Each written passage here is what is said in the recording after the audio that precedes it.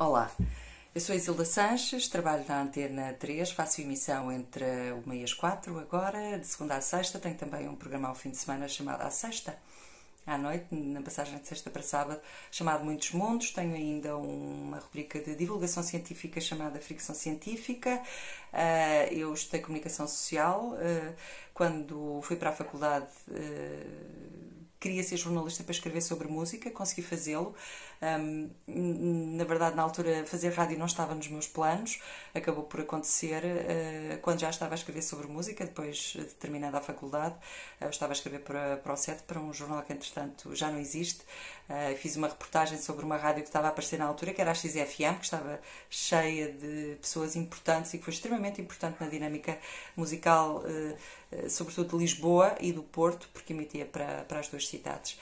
Estive na XFM até 1997, depois passei pela Vox, estive na Marginal, a fundação da Oxigénio foi em 1999, eu estive na Oxigénio de 99 até 2015, então na Antena 3 há 3 anos. Também escrevi em vários jornais, atualmente passei pelo Blitz quando ainda era jornal, pelo 7, pelo Diário de Notícias, pelo Já, que é um jornal que já fechou. Hoje em dia colaboro de forma mais ou menos regular com o Observador. Não sei se tenho assim conselhos mágicos para vos dar, mas acho que há 2 ou 3 coisas que podem ser importantes. A primeira que eu gostava de passar é que, às vezes, para garantir a independência criativa, é importante ter fontes de rendimento autónomas. Ou seja, o que eu estou a dizer é que ter um day job não é má ideia quando se faz música, até porque é uma forma mais fácil de evitar ficarem presos a fórmulas. Acontece muito por esse mundo fora, os artistas ficarem presos a fórmulas para garantirem, digamos que, o seu rendimento mínimo para pagar as contas.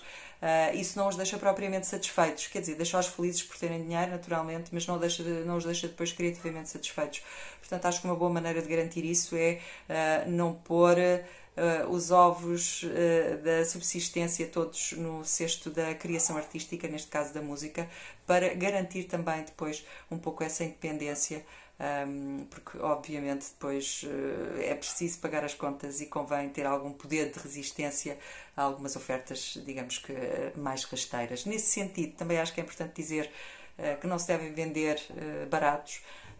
Hoje em dia há muito aquela coisa dos artistas ficam famosos e fazem dinheiro com contratos publicitários, obviamente sim, mas normalmente depois essas coisas também às vezes têm um efeito um pouco perverso, que as pessoas cansam-se das músicas porque elas estão sempre a tocar. Portanto, aquilo que pode parecer um bom negócio na altura, porque é o refrão de uma música ou uns beats que vão ser pagos, até parece que bem, se calhar acabam por criar um efeito contrário, e isso é complicado. Outras coisas, e de acordo com as guidelines que me enviaram para eu dissertar sobre, tem a ver com as plataformas, quais é que serão importantes. Eu acho que, obviamente, as plataformas digitais são extremamente importantes, nomeadamente para géneros como o R&B, ou o hip-hop, ou a música eletrónica. Há toda uma faixa etária que consome música digital online. Obviamente o Spotify e o YouTube são logo as duas que saltam assim à vista. O YouTube tem a vantagem de poder ter imagem, e isso é muito bom, porque é complementar, não é só música. Atenção, no entanto, há um pequeno pormenor que é: há outras pessoas que não ouvem a música em formatos digitais, e essas pessoas também são importantes. E agora, por exemplo, com a pandemia, pode ter havido uma quebra de rendimentos e as pessoas podem não ter dinheiro para pagar a internet e então não vão online. Por isso, as plataformas, que não são plataformas, mas, por exemplo, as rádios, que não é preciso pagar para se ouvir, continuam a ser importantes para a divulgação da música. E em Portugal, há que dizê-lo, existe uma lei da rádio que obriga as rádios a passar música portuguesa. Já agora fica também a dica: se forem cantadas em português, valem mais pontos. Se forem instrumentais, valem menos pontos.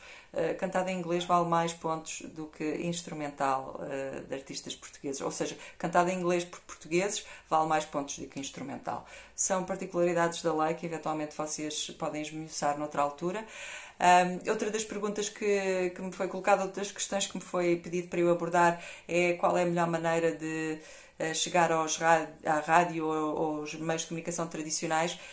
Eu acho que o melhor que tenho a dizer neste aspecto é não mandem mails. Ou melhor, não mandem só mails e não mandem mails com grandes manchas de texto, porque acabam por assustar. O mail deve estar bem organizado, deve ter a bold, o que é mais importante, o nome do artista ou do projeto, se há concerto, se há disco, se quando é que é. Deve estar por tópicos, também ajuda, e deve ter links visíveis ou para ouvir a música no Spotify, ou no SoundCloud, ou no YouTube, ou o link para download, ou o link para uma página onde se possam ver fotografias. Não mandem anexos. Os anexos entopem as caixas de correio e depois as pessoas ficam marcadas quando começam a mandar muitos anexos, porque acabam por ser muito difíceis de gerir e depois às tantas já não se abrem. É verdade que há uma prática generalizada de não abertura de e-mails ou de leitura na diagonal. Isto que eu estou a dizer, de tentar fazer a mancha de texto mais curta e pôr o bold, é precisamente para ajudar. Obviamente, eu quando recebo um mail que está bem organizado, no sentido, digamos, de fazer tudo, de me fazer a mapinha toda, ou seja, estou no papel da preguiçosa que olha para uma coisa e tem que ser logo orientada para aquilo que é a informação fundamental. Portanto, se fizerem isso, acho que dá para ultrapassar algumas barreiras. De qualquer forma, também acho que é importante não ficarem apenas pelo e-mail ou pelo link. A parte física do objeto é importante, não quer dizer que também que tenham que mandar discos, podem mandar outra coisa. Também não convém ser um cacho de bananas, embora isso pudesse ser apreciado por algumas pessoas, ou uma garrafa de vinho, mas às vezes é preciso reforçar. Não é só um e-mail e também não são vários e-mails, às vezes é preciso reforçar em várias frentes e várias vezes, porque há de facto muita gente a tentar chamar a atenção. São quem está a escrever ou a divulgar, a escrever sobre música ou a divulgar música, por exemplo, numa rádio, tem muitas solicitações, tem os seus próprios canais e às vezes conseguir furar entre os pingos da chuva e alguém desconhecido fazer-se notar acaba por ser um pouco mais difícil. Portanto, insistam.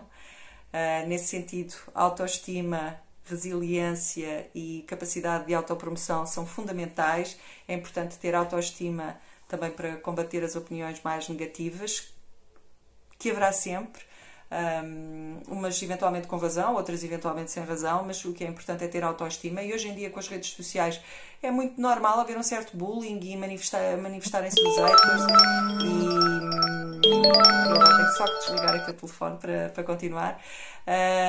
E é extremamente importante ter então essa autoestima, ter a resiliência, ou seja, insistir, não desmotivar só com o não. E depois a parte da autopromoção, que é extremamente importante. É óbvio que é importante ter, digamos que, profissionais a tratar disso, mas o próprio artista tratar da sua imagem, fazer a sua autopromoção, escolher os seus canais, ter algum controle sobre isso, não só o ajuda a passar a mensagem, como ajuda depois a ter controle sobre, digamos que, todo o seu universo. Acho que isso são as coisas mais importantes. Perguntavam-me também o que é que eu andava a ouvir. Ando a ouvir muita coisa, vou só falar de música portuguesa e muito rapidamente a Nídia, da Príncipe Discos, que acaba de editar 3 discos, um EP, um single e um álbum, e não repete música nenhum. Também Niga Fox, que também é da Príncipe. Depois também de outra editora portuguesa, a Olusam, o Pedro Magina, que é guitarrista, acaba de lançar um disco chamado Olímpia, que é muito bonito. A própria Olusam lançou um outro disco de música ambiente. Eu também gosto de música ambiente, de um venezuelano chamado Molero. O disco também é muito bonito. Depois também ando a ouvir a Império Pacífico, que é uma música mais eletrónica, mas depois também tem a voz da Maria Reis. No campo do hip hop, especificamente, gosto muito do disco de classe crua, o Beware Jack, o Sam da Kid, e gosto muito, neste preciso momento em que estou a gravar, do Body. Estive a ouvir há pouco o Body de Grog Nation com o Sam da Kid, que eu acho que está lá. Acho que é isso que eu tenho para dizer. Também me perguntavam o que é que eu gosto mais na música e eu sou movida pelo ritmo. Tudo o resto também é importante, mas a parte rítmica toca-me o coração. Às vezes também provoca um bocadinho de arritmia, mas eu gosto. Boa sorte!